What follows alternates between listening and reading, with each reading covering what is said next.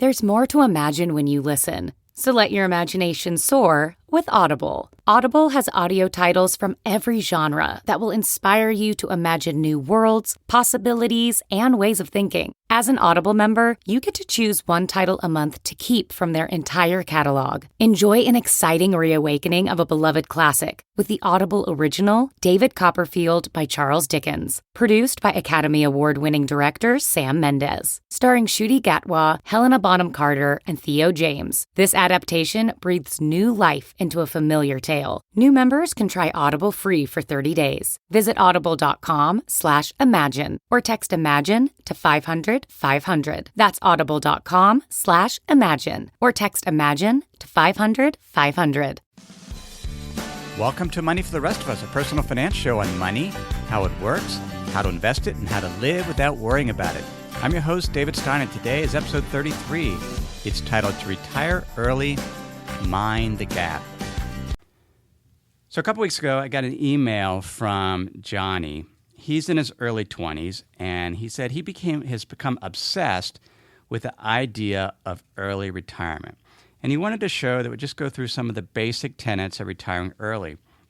Just something to show that it's possible, and to, because he really wants to do it. And I thought in episode 19, I did an episode titled Live Like You're Already Retired. And I talked about the mindset you need to retire early. And I gave a definition for retirement was, in my mind, retirement means being able to pursue or have the freedom to pursue activities that are inherently rewarding for their own sake. You do things because you enjoy them, not because of the money. Now, they might be paying activities, but ultimately you're choosing to do them for their own sake. And these are activities that make you happy. But I didn't really talk a lot about, well, how do you afford to do that? Is there a formula for being early retired in terms of how much you should earn on your investments, how much you should spend? How can you ensure that your money lasts throughout your early retirement? Now, last episode, Die Broke, we talked about this tool called an annuity, that a SPIA, single premium immediate annuity, which I talked about, a tool you could use if you're trying to die broke.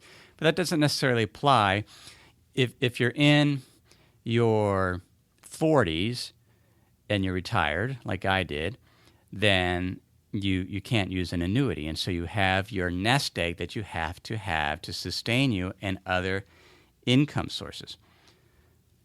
10 years ago, about 11 years ago, I went to London for the first time. And if you've traveled to London, one of the first things you'll notice, if you've not been there before, is as you get off the subway, first off, hopefully when you go to London for the first time, you fly in, you'll take the train into town and not do like I did and take a taxi. Obviously, I was not there on my own dime. I didn't know. I took a cab. That was really, really expensive, about $150, and really, really dumb. Take the train. But when you get off the train, you'll often hear this warning, mind the gap. And it's done in a very polite way. But what they're referring to is that space between the train, as the door opens, and the train platform, there can be a space that if you're not careful, you could fall, twist an ankle, or worse. Mind the gap is something we need to do in our financial lives when we're retired. And what is the gap? The gap is the difference between an investor's annual return on their portfolio after inflation. So you have the return, and you deduct that year's inflation rate. And that is called a real rate of return because it's net of inflation. So it's that real return, and then you subtract out the percent that was spent of the portfolio, the spending rate. So let's say the retiree's total return this year was 6%. Inflation that year was 3%, 6 minus 3, would be a 3% real return. If the retiree spent 4% of their portfolio, then the gap would be negative 1%. That's the gap we're supposed to mine, negative 1%. Now, there's three assumptions there. One is the return. What is a reasonable rate of return to expect on your investment portfolio? And way back in episode, trying to find it here. That was a while ago. Episode 9, what investment rate of return can you expect? I talked about what I thought were reasonable rates of return based on market conditions, and that, even though that was done way back, probably June or July of this year, it's still relevant, but I was really focusing not on here's what the returns I expect them to be, but how do you calculate that? It's important when you're retired, and even as an early retiree, to have reasonable return expectations. This past week, I was out at the farm meeting with the exterminator. It's winter out there. There's snow on the ground, and a lot of snow at the time, and we had a few mice somehow sneak into the house. So I had the exterminator come out, and I'll spare you the details of what we did. But he had a question. He knew I was involved in investing. He likes investing. He said, what is a reasonable rate of return to expect from my investment portfolio? And then he threw out a number. Because he already had one in his mind. He had an anchor price. He had an anchor return. If you go back to the episode 27, what is the right price? I talked about anchoring. Here was his anchor. Is it 25 to 30%? 25 to 30% annual return a year. That was his anchor, what he thought was reasonable. He was looking for confirmation from me. Now, I can tell you the top-tier venture capitalists, when they go and they make an investment, their hurdle rate is 25 to 30%. But people like us, there is absolutely no way. And if you go back to that episode 9, you'll realize why that is. So I talked him down off this return expectation. He had bought a stock, GoPro, and made 85%. So had in his mind, this is an everyday occurrence. Try 5 to 6%. If I'm an early retiree, I'm targeting 5 to 6%. Why is that? Well, I'm minding the gap. I'm minding the difference between my after-inflation return and my spending rate. And if I'm going to go gun and shoot for 10, 12% returns, I'm going to take a lot more risk and expose myself to more extreme events. And an extreme event like a large portfolio loss can completely undermine one's early retirement. Here's an example. Let's say early retiree is targeting a 6% annual return. Inflation expectation is 3%, and they start out spending 4% of their portfolio balance. So go back to our gap formula. 6% minus 3% minus 4% would be a gap of negative 1%. But then that retiree increases the amount that they spend by the rate of inflation each year. And so the gap is progressively getting larger. By the 10th year of their retirement, they would be spending about 4.6% of their portfolio. So the gap would be negative 1.6%. After 20 years, in the 21st year, they're spending 6% of the portfolio, and so the gap is up to, if I'm doing the math right, would be negative 3%. So it keeps getting wider and wider, and that's typical for a retiree. Only endowments and foundations are able to maintain a gap of 0, and the reason why they do that is if your gap is 0, if your real rate of return equals your rate of spending, then the money should last forever and it will actually grow by the rate of inflation. So you continue to have the same philanthropic impact. And we've talked about that in earlier episodes, this concept of intergenerational equity. That's why foundations can last for many, many years. The Rockefeller Foundation was started 100 years ago. They continue to have an impact because their gap is zero. But the retiree don't necessarily have that luxury, even an early retiree. So the gap can be negative. So Ben, going back to our example, 6% return, 3% inflation, spending 4% in the initial year of retirement, adjusting it by the rate of inflation every year. The gap progressively gets wider. The gap is negative 1.6% after 10 years. It's negative 3% after 20 years. In that 21st year, once you start spending 6%, then you're higher than your nominal return each year. And so the principal value amount of your portfolio, the value starts to go down. When does it end? When you run out of money. In the 42nd year with those assumptions. And that's with a 6% annual return. What happens, though, if you lose 10% a year for the first 2 years? So somewhat extreme events. And then earn 7.3% for the rest of the time. If you won't go through the math here, but if you lose 10% the first 2 years and then earn 7.3% a year thereafter, your annualized return over the life of your retirement is 6%, the same as in our first example.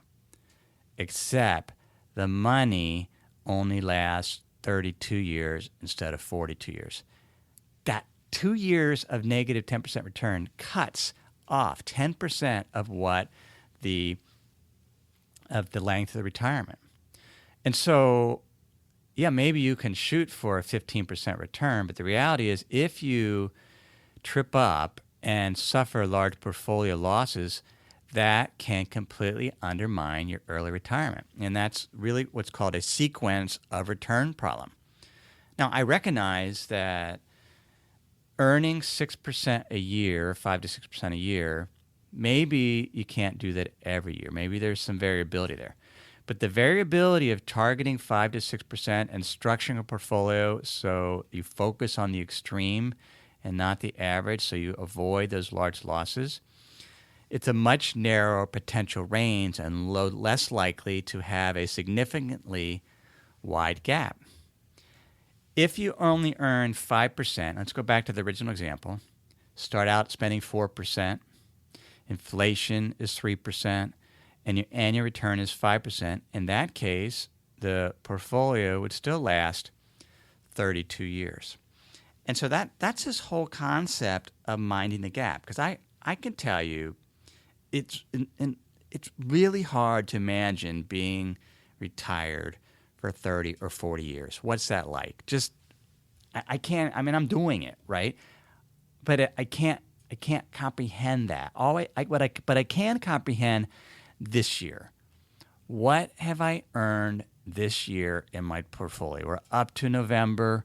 My taxable portfolio has done around 8%, so I'm ahead of the goal.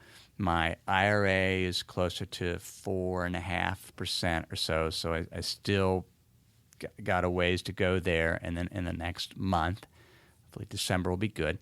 But that's my return. Inflation is running about 2%. So let's assume my total portfolio return is 7% this year. And inflation is 2%. Then the real return is 5%. Then it gets back to the spending rate.